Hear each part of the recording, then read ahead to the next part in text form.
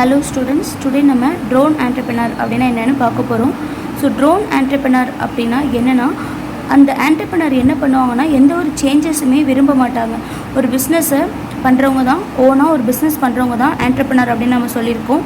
இதுக்கு முன்னாடி இருக்கிற வீடியோவில் ஃபேபியன் entrepreneurs பற்றி நம்ம பார்த்துருக்கோம். அதில் பார்த்திங்கன்னா எப்போயாவது ரொம்ப பெரிய ப்ராப்ளம் வந்தால் சேஞ்சஸை அக்செப்ட் பண்ணி ஏதாவது ஒரு சேஞ்சஸை கொண்டு வருவாங்க அவங்க பிஸ்னஸில். ஆனால் ட்ரோன் entrepreneur அப்படிங்கிறவங்க எப்பயுமே அவங்க சேஞ்சஸை கொண்டு வரவே மாட்டாங்க, அப்டேட் ஆகவே மாட்டாங்க. எப்படி அவங்க பிஸ்னஸ் ஸ்டார்ட் பண்ணப்போ என்ன மெத்தடை ஃபாலோ பண்ணாங்களோ ப்ரொடக்ஷன் பண்ணுறதுக்கு அதே தான் அவங்க பண்ணிகிட்ருப்பாங்க. அதனால் இந்த ட்ரோன் entrepreneur என்ன சொல்கிறாங்கன்னா ஓல்டு ஸ்கூல் அப்படின்னு சொல்லுவாங்க.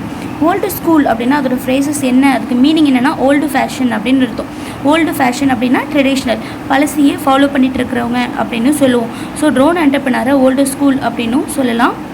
ஸோ இந்த ட்ரோன் entrepreneur என்ன பண்ணுவாங்கன்னா அவங்களோட பிஸ்னஸை எப்போதுமே ட்ரெடிஷ்னலாக, அதாவது ஆர்த்தடாக்ஸ்னாலும் ஓல்டு ஸ்கூல்னாலும் ஒன்று தான், பழசில் ப்ரொடக்ஷன் மெத்தட்ஸ் அண்ட் சிஸ்டம் என்னென்ன யூஸ் பண்ணி ப்ரொடக்ஷன் பண்ணிட்டு இருந்தாங்களோ அதையே தான் பண்ணுவாங்களே தவிர புதுசாக எதையுமே அவங்க அக்செப்ட் பண்ண மாட்டாங்க. அதுதான் அவங்க நல்லா சேல் ஆகும் அப்படின்னும் நம்புவாங்க. ஸோ இவங்க இந்த மாதிரி ட்ரோன் entrepreneur என்ன பண்ணுவாங்க அப்படின்னா ரொம்பவே, அதாவது ட்ரெடிஷ்னலை ஃபாலோ பண்ணுறதுல ரொம்பவே ப்ரைட் ஆவாங்க. நாங்கள் ஆரம்பத்துலேருந்து இப்போ வரைக்கும் இதே மெத்தடை தான் யூஸ் பண்ணி நாங்கள் ப்ரொடியூஸ் பண்ணிகிட்ருக்கோம் எங்களோட ப்ராடக்டை அப்படின்னு ஒரு ப்ரைடோடு அவங்க இருப்பாங்க.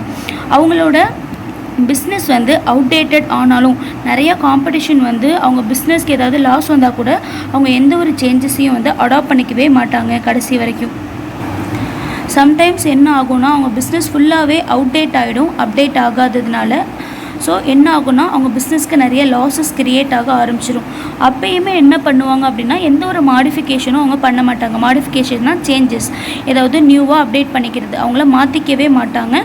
பழைய அதே ப்ரொடக்ஷன் மெத்தடை தான் ஃபாலோ பண்ணிகிட்டே இருப்பாங்க. அதுதான் எக்ஸிஸ்டிங் ப்ரொடக்ஷன் மெத்தட்னு சொல்கிறோம். எக்ஸிஸ்டிங்னா ஏற்கனவே அவங்க ஸ்டார்டிங்கில் என்ன பண்ணாங்களோ அதே தான் திரும்ப பண்ணிகிட்டு இருப்பாங்க. ஸோ இது மாதிரி அவங்க பண்ணுறதுனால இவங்களை என்ன சொல்கிறாங்க அப்படின்னா லேகர்ஸ் அப்படின்னு சொல்கிறாங்க. அதாவது drone entrepreneurs is also call laggers. Laggers அப்படின்னு என்னென்னா slow progress or no progress. அவங்க எப்போதுமே அவங்கள அப்டேட் பண்ணிக்கவே மாட்டாங்க, சேஞ்ச் பண்ணிக்கவே மாட்டாங்க. ஸ்டார்டிங்கில் அவங்க எப்படி இருந்தாங்களோ அப்படியே தான் அவங்க இருக்கணும்னு விரும்புவாங்க. இதனால் அவங்க லாஸ் மார்க்கெட்டை விட்டு அவங்க வெளியே ஆவாங்களே தவிர மற்றபடி அவங்க எப்போதுமே சேஞ்சஸை கொண்டு வரவே மாட்டாங்க. அதுதான் ஓல்டு ஸ்கூல் அப்படின்னா ஓல்டு ஃபேஷன் அர்த்தம், முன்னாடியே சொன்ன மாதிரி.